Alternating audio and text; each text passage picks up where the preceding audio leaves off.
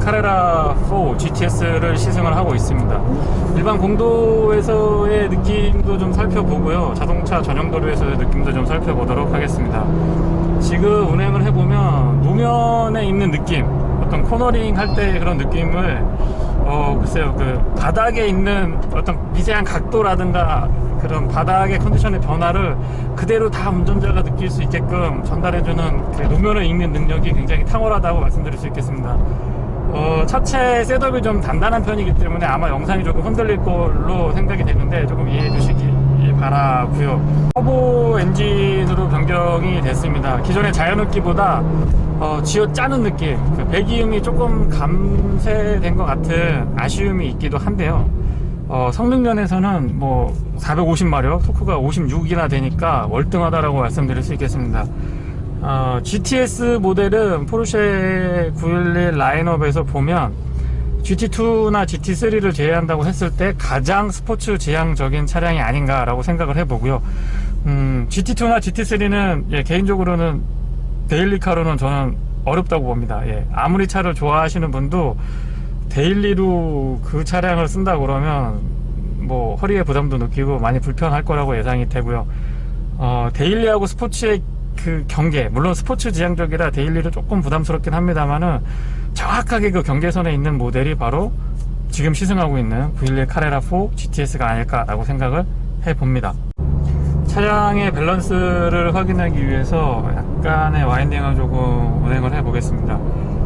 엔진이 뒤에 있고요, 리어 휠이 구동을 담당을 합니다. 물론 지금 시승하고 있는 차량은 4중 구동이 적용이 돼 있다 보니까 조금 더 컨트롤을 해서 유리한 면이 있지만, 기본적인 성향은 리어 휠이 돌아가는 차량의 성향을 고스란히 갖추고 있습니다. 과속 방지턱을 이렇게 넘어보면 굉장히 단단합니다. 지금 노멀 모드인데도 아마 영상이 조금 흔들릴 걸로 생각이 되는데 그 정도로 굉장히 단단하고요. 스포츠 플러스 모드를 놓고 와인딩을 한번 주행을 해보겠습니다.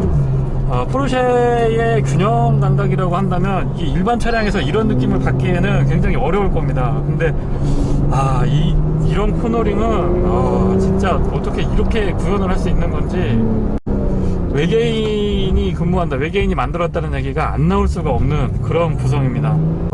이런 무게중심을 잡는다라는 거는 진짜 어떻게 이렇게 이런 코너링이 가능한 건지 이해가 안 갈 정도고요. 카레라 4보다도 약 한 20mm 정도 차고가 낮아서 무게중심이나 이 코너링을 할 때의 안정감이 조금 더 배가 되는 그런 느낌이 듭니다.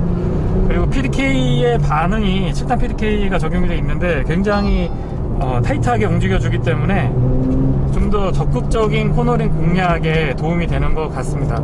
지금 코너링을 이렇게 돌아보면 이게 끝까지 버텨줍니다. 끝까지. 그래서 이 정도 차를 테스트를 제대로 하려면 아마 서킷을 가야 될 것 같고요.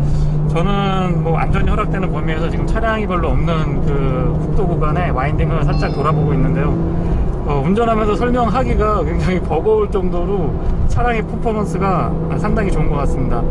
브레이크가 PC12 적용이 안 돼 있음에도 불구하고 노즈 다이브나 브레이크 스티어가 발생을 하지 않는 점도 포르쉐의 균형 감각을 예상하기에 충분한 그런 성능이 아닐까라고 생각을 해봅니다.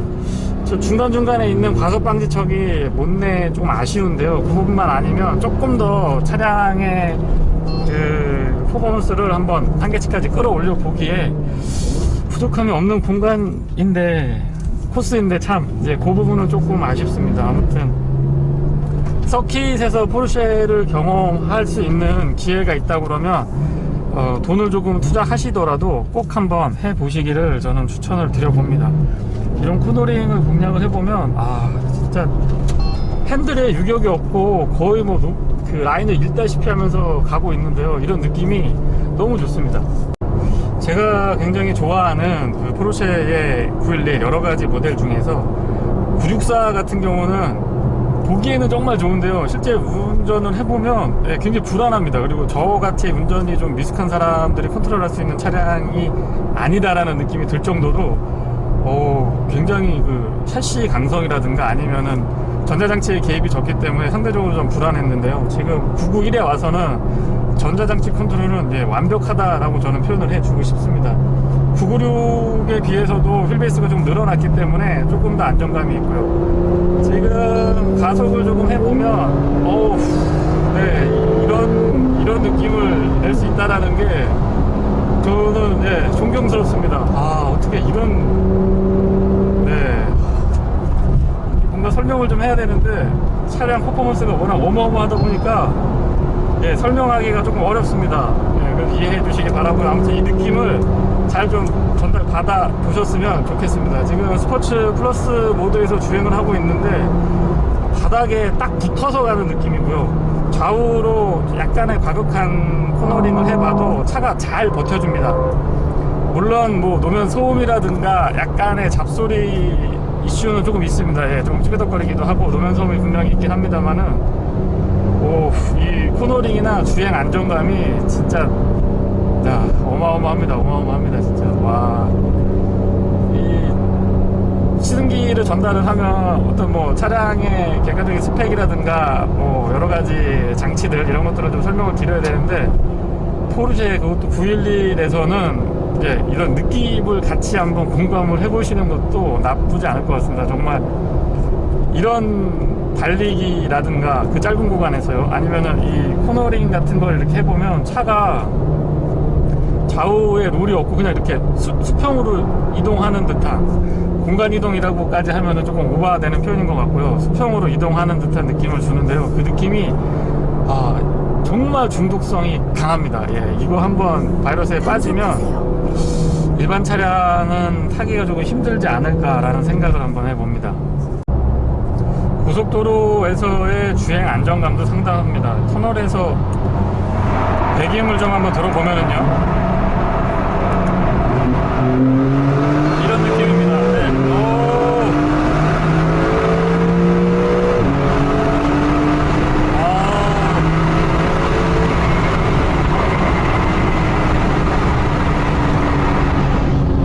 포르쉐를 왜 드림카라고 표현을 하는지 아마 지금 이 짧은 구간에서의 달리기만 보셔도 충분히 느끼실 수 있을 겁니다.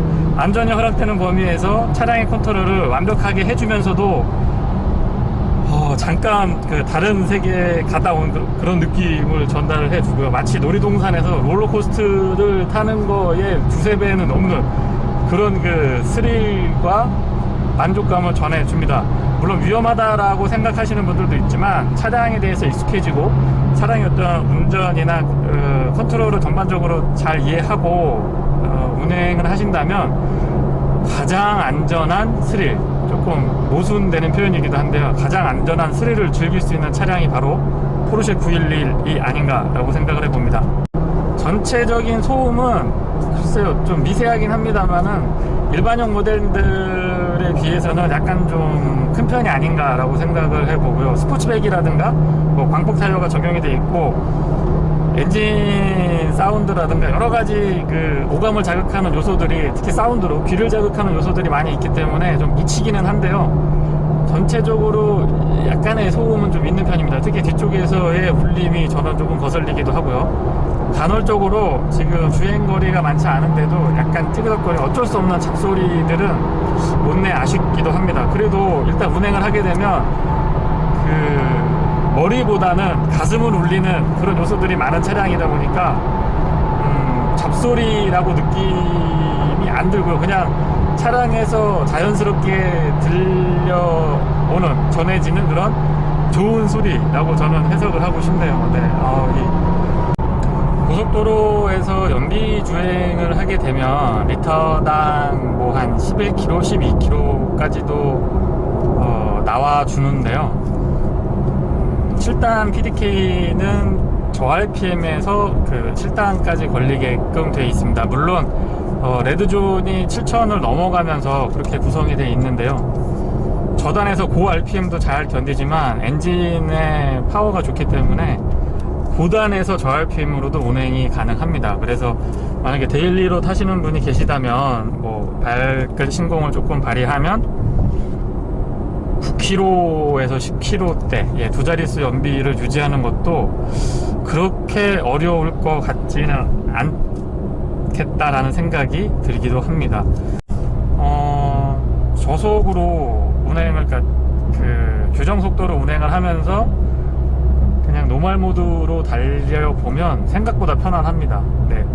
여기서 휠 타이어를 조금 다운사이징을 한번 해보거나 하는 것도 일반적인 일상주행을 할 때는 도움이 되지 않을까라고 생각을 하는데, 글쎄요, 뭐 이거는 그냥 포르쉐 911을 데일리로 탄다라는 가정하에 제가 지금 말씀을 드리는 거고, 포르쉐 911 같은 경우는 뭐 승차감이나 연비를 생각한다기보다는 지금 이 세팅 이대로 타는 것이 차에 대한 매너, 뭐 포르쉐에 대한 예의가 아닐까라고 한번 생각을 해보네요.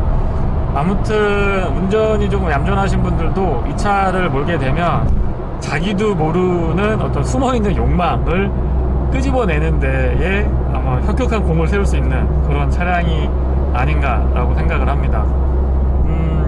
핸들이 굉장히 민감하기 때문에 일상주행에서는 조금 부담스러울 수도 있는데요. 코너나 뭐 아니면 와인딩 같은 데를 한번 운행을 해보시면, 아, 이렇게 차가 따라와 줘야 내가 원하는 대로 또는 좀 더 안전하고 적극적으로 운전을 할 수 있겠다라는 생각을 하실 수 있을 겁니다. 전반적인 만족도는 저는 뭐 대단히 높다라고 말씀드리고 싶고요. 제가 아까 운행 중에 포르쉐가 존경스럽다라는 표현도 했는데, 정말 존경스럽습니다. 어떻게 이런 차량을 만들 수 있을지.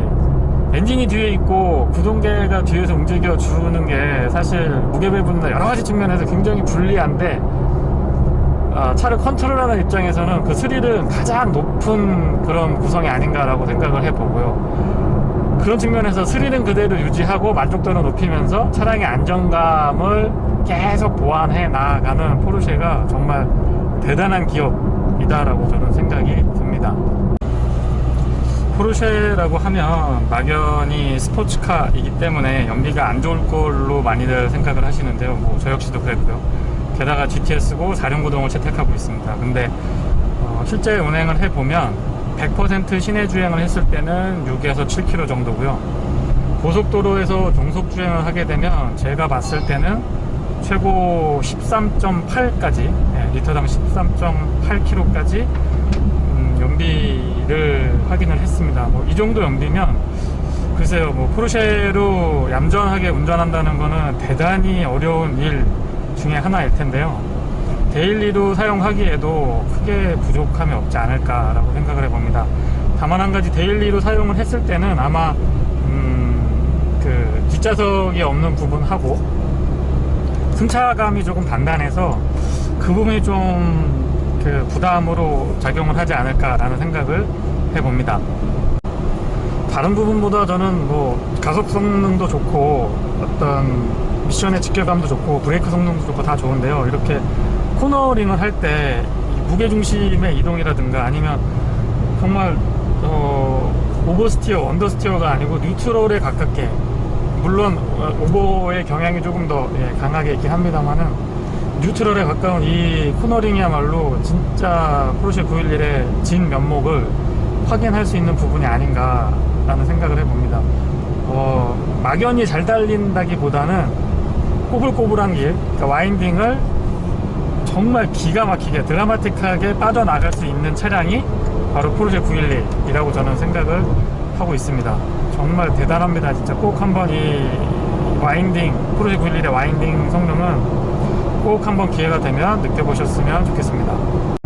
처음에 GTS를 받았을 때는 사실 뭐 911 그냥 카레라 모델들하고 비교했을 때 너무 단단해서 약간 불편했었거든요. 근데 또 사람이 적응의 동물이라고 한 3, 4일 시승을 하다 보니까 이제는 편안합니다. 편안하고 시내 주행에서도 크게 부담감은 없고요. 물론 이제 과속방지턱을 넘을 때 차고도 낮고 그 스트로크가 짧기 때문에 여전히 부담이 없지는 않은데요. 이렇게 자동차 전용 도로를 주행할 때는 상당히 안정적입니다. 그리고 노멀 모드에서 저RPM에서 고속이 걸립니다. 그러니까 다시 말씀드리면 1200, 1300 정도에서 7단 100km가 시속이 나오기 때문에 생각보다 조용하고요. 연비도 계속 주행을, 이 정도로 계속 주행을 하게 되면 연비도 하면 할수록 계속 올라가는, 생각보다 굉장히 마음에 드는, 경제적인 측면에서 마음에 드는 모습을 보여주기도 하는데요.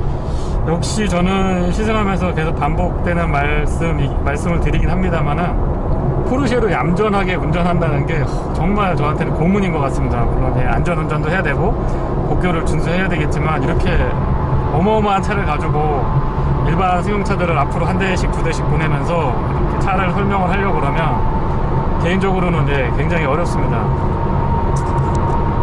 그리고 통상적인 주행에서는 지금 화면으로 여러분들 보이실지 모르겠습니다만, 대부분 구동 배분이 리어에 가 있고요. 조금 가속을 이렇게 하거나 아니면 와인딩을 들어갈 때는 프론트 쪽으로 앞으로 쏠렸다가 다시 뒤로 가고, 또 5대5까지 배분이 자유롭다고 하는데요. 아무튼 올휠 드라이브다 보니까 포르쉐 특유의 그 컨트롤하기 힘든 부분도 상대적으로 조금 더 개선된 게 아닌가. 그 다음에 GTS 모델이지만 역시 4휠 드라이브를 선택을 하고 있어서 조작하기에는 그나마 조금 덜 어려운 포르쉐가 아닌가라고 생각을 합니다.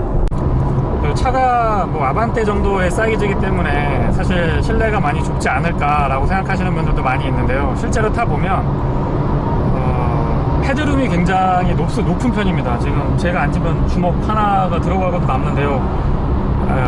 헤드기어를 장착을 하고도 앉았을 때 크게 부담이 없을 정도의 그 헤드룸 공간을 갖고 있습니다. 그래서 앉았을 때 상대적으로 실내가 좁다라는 느낌은 그렇게 많이 들고 있지 않고요. 그 다음에 앞에도 충분한 공간감을 확보하고 있기 때문에 공간에서의 아쉬움, 특히 운전석하고 조수석 앉았을 때 공간에서의 아쉬움은 저는 크게 느껴지지 못했습니다. 다만 한 가지인데, 지금 GTS 모델 같은 경우는 세미 버켓 시트가 적용이 되어 있는데요. 달릴 때에는 홀드감이 좋아서 좀 안정적이고 몸을 잘 지지해 주지만, 일상에서는 저는 어깨 부분이 조금 답답한 부분이 없지 않아 있었던 것 같습니다. 그리고 달렸을 때는 아무래도 그 자연스럽게 쥐어짜는 듯한 그 쾌감을 주는 배기음이 조금은 사라져서 아쉽긴 합니다만은, 터보 엔진이라는 거를 잊어버릴 정도의 엔진 회전 질감은 보여주기도 합니다. 물론 터보렉도 저는 제가 둔감해서인지 모르겠습니다만 시즌 동안에 터보렉을 1도 못 느꼈습니다. 이 부분이 정말 포르쉐가 대단하다라고 제가 다시 한번 인정을 해주고 싶은 부분인데요. 트윈터보 엔진을 장착을 했다 하더라도 어떻게 이렇게 그 엔진 셋업을 잘 해줘서 운전자로 하여금 이게 자연흡기인지 아니면 터보 엔진인지를 구분하기 어려울 정도의 대단한 세팅입니다. 그래서 터보렉 같은 거는 저는 시승하는 내내 1도 느끼지 못했던 것 같습니다. 제로백 많이 궁금해들 하시는데요. 제로백 잠깐 보고 다시 소개해 드리도록 하겠습니다.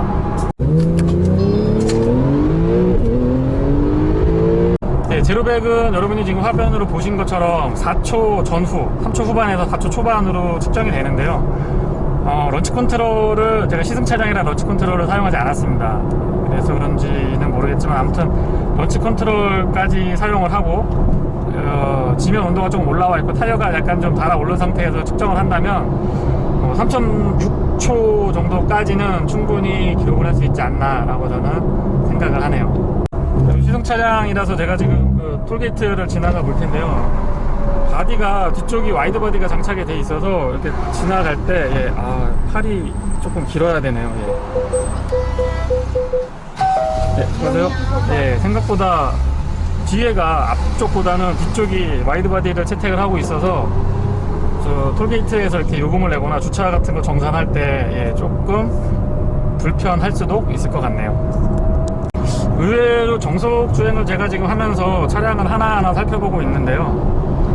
스트로크가 짧지만 허리에 부담이 없는 승차감을 보여주고 있는 부분이 저는 굉장히 신기하고요. 또 생각보다 A필러가 그렇게 낮은 편이 아닙니다. 약간 그 헤드룸이 여유가 있다 보니까 A필러가 약간 이렇게 들어 올라오는 듯한, 물론 뒤쪽으로 C필러 이후부터는 매끈하게 떨어지는데 약간 봉긋하게 솟아있는 듯한 디자인을 하고 있어서 공기저항계수 사실 0.3 정도면 스포츠카로서는 그렇게 썩 좋은 공기저항계수는 아닙니다. 그럼에도 불구하고 풍절음도 저는 지금 테스트를 해보면 크게 거슬릴 정도로 느끼지 못하고 있고요. 물론 뭐 스포츠나 스포츠 플러스 모드에서 달리기 시작하면 여러가지 실내에 찌그덕거리는 소리부터 시작해서 배기음이 다소 부담스러울 수도 있는데요.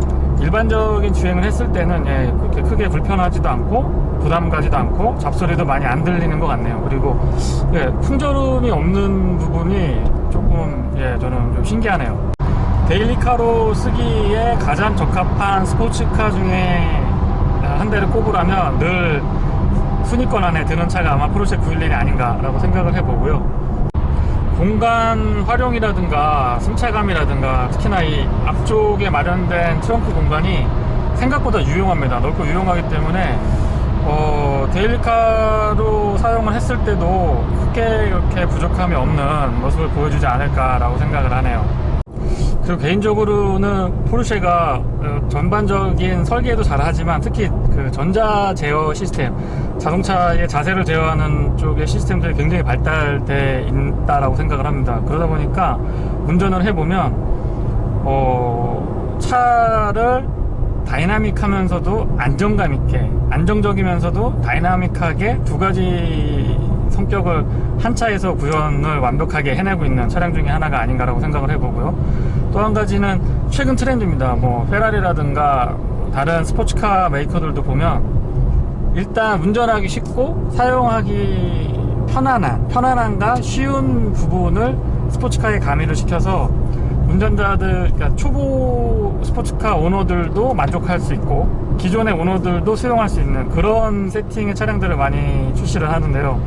지금 이 포르쉐 911 같은 경우도 대표적인 그런 차량이 아닐까라고 저는 생각을 해봅니다. 뭐 소소한 부분이긴 합니다만 제가 지금 손에 로션을 많이 발라서 그런 건지 아니면 그동안 여기 손때가 스티어링 가죽에 많이 묻어서 그랬는지 날씨가 조금 기온이 올라가니까 때가 조금 밀립니다. 이런 부분은 뭐 아무리 고가라고 해도 관리를 잘 해주지 않으면 뭐 여러 가지 일이 있을 수 있다라는 거를 보여주는 것 같기도 합니다. 그리고 오디오 시스템은 GTS에 지금 보스 오디오가 적용이 되어 있습니다.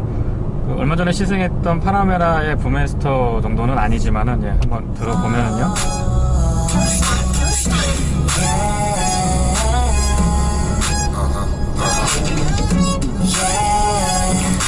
네, 뭐 시내에서 들었을 때도 괜찮고요. 생각보다 음도 좀 탄탄하게 들리고요. 제가 그렇게 음악의 조예가 깊은 편이 아니다 보니까 제 귀에는 다 좋게 느껴지네요. 저는 만족스럽습니다. 전 세대보다 많이 편안해진 거는 확실한데요. 그래도 아직까지는 데일리로 사용하기에는 GTS까지는 조금 무리가 있지 않나라고 생각을 합니다. 샤시 컨트롤이 너무 민감하고요. 단단한 서스펜션은 글쎄요, 데일리로 사용했을 때는 약간의 부담으로 작용을 할 것 같습니다. 네, 이상 주니TV에서 살펴본 포르쉐 911 카레라4 GTS 시승기였습니다.